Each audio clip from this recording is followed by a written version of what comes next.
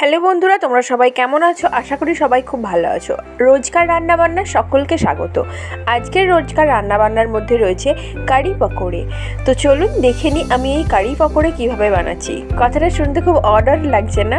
আমারও প্রথমে খুব অর্ডার লেগেছিল, কিন্তু বিশ্বাস করুন এই কারি পকোড়েটা খেতে কিন্তু অসাধারণ হয়।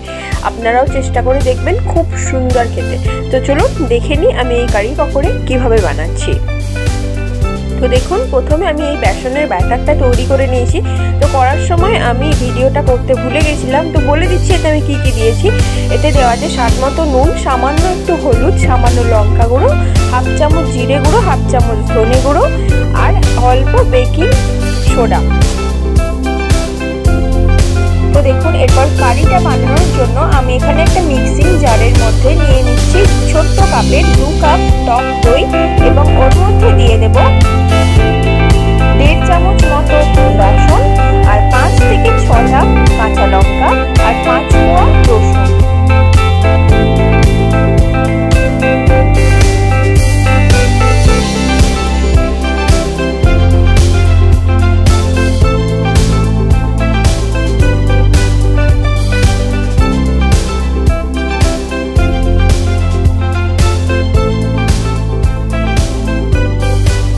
তো দেখুন, আমি মশলাটি স্মুথ পেস্ট বানিয়ে নিয়েছি। এই মশলাটি বানানোর সময় একটা জিনিস খেয়াল রাখবেন, একটুও কিন্তু এতে জল ব্যবহার করা যাবে না। তো দেখুন, এরপর আমি পকোড়াগুলো বানিয়ে নেব। পকোড়াগুলো বানিয়ে নেবার সময় অবশ্যই খেয়াল রাখবেন গ্যাসের ফ্লেমটা যেন অবশ্যই মিডিয়াম ফ্লেমে থাকে। গ্যাসের ফ্লেমটা যদি হাই ফ্লেমে রাখেন তাহলে কিন্তু পকোড়াগুলো পুড়ে যেতে পারে এবং খাবারটি একদম খেতে বাজে হতে পারে।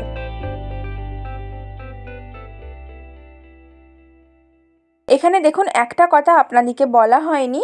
তো এই ব্যাটারটি তৈরি করার সময় আমি এখানে ব্যবহার করেছিলাম বেকিং সোডা হাফ চামচেরও কম। আপনার বাড়িতে যদি বেকিং সোডা মজুদ না থাকে তাহলে কিন্তু এখানে আপনারা ইনো ব্যবহারও করতে পারেন।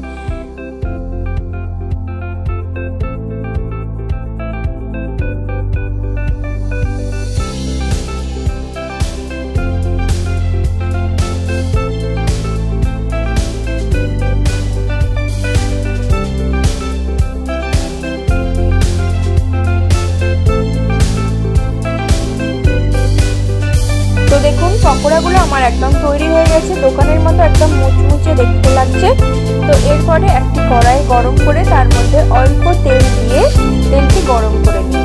এখানে আমি একটু বেশি তেল দিয়েছি, আপনারা চাইলে এর থেকে কম তেল দিতে পারেন, কেননা এই খাবারটি বিশেষত যারা ডায়েট করে তাদের জন্য এই খাবারটি একদম পারফেক্ট খাবার।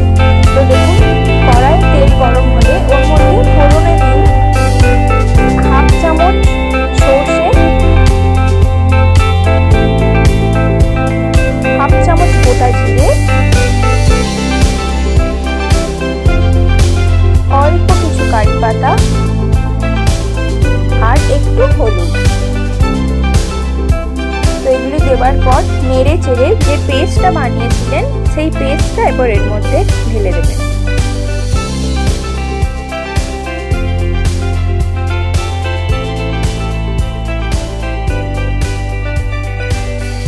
তো দেখুন, আমার এখানে তেলটা একটু বেশি গরম হয়ে গিয়েছিল, তার কারণে দেখুন যেহেতু পেস্টটাতে একটু বেসন দেওয়া ছিল সেহেতু একটু দলা দলা পেকে গেছে। তো আপনারা কি করবেন, তেলটা যখন হালকা গরম হবে তখন কিন্তু এই পেস্টটা অ্যাড করে দেবেন, তাহলে এই রকমটা আর হবে না। আমার এটা হয়েছে, এটা তেলটা গরম হয়ে যাওয়ার জন্য হয়েছে, এর মধ্যে একটু জল দিলেই এটা ঠিক হয়ে যাবে। তো দেখুন, আমি জল দিয়ে দিয়েছি। তো দেখুন, খুব সুন্দর একটা স্মুথ একটা ক্রিমি ভাব চলে এসছে। তো আপনারা যেরকম জল দেবেন, মানে যেরকম পরিমাণ আপনারা গ্রেভি চান সেই রকম জল দেবেন।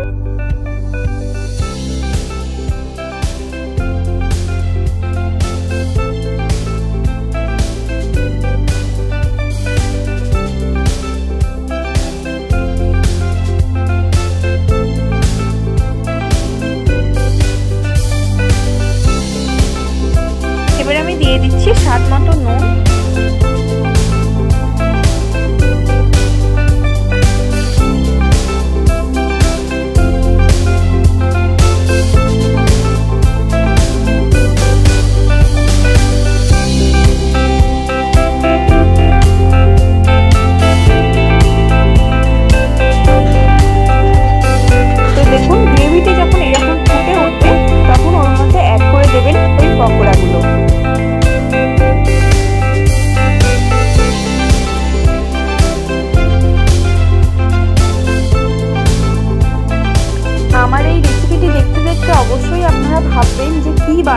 বাবা এত বাজে দেখতে।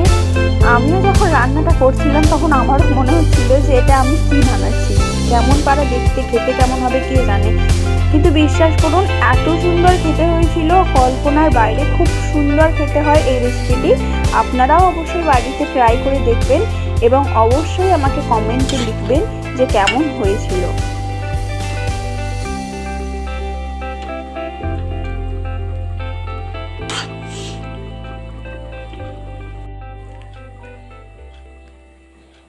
তো দেখুন আমার রেডি হয়ে গেছে ওই কারিটি। আমি নামিয়ে নিয়েছি। তো এরপরে এখনও একটু কাজ বাকি আছে। তো দেখুন, তো কাজ বলতে একটা ছোট্ট কড়াইয়ের মধ্যে আরেকটু তেল গরম করে ওর মধ্যে 4-5টা শুকনো লঙ্কা এবং আরও 2টি কারি পাতা দিয়ে ভালো করে নেড়ে চেড়ে গ্যাসের ফ্লেমটা অফ করে দেবেন। অফ করে দেওয়ার পর তেলটা যখন একটু ঠান্ডা হয়ে আসবে তখন ওর মধ্যে দিয়ে দেবেন লাল মির্চি, মানে যেটা কাশ্মীরি লঙ্কার গুঁড়ো, সেই লঙ্কার গুঁড়োটা দিয়ে দেবেন রঙটা হওয়ার জন্য।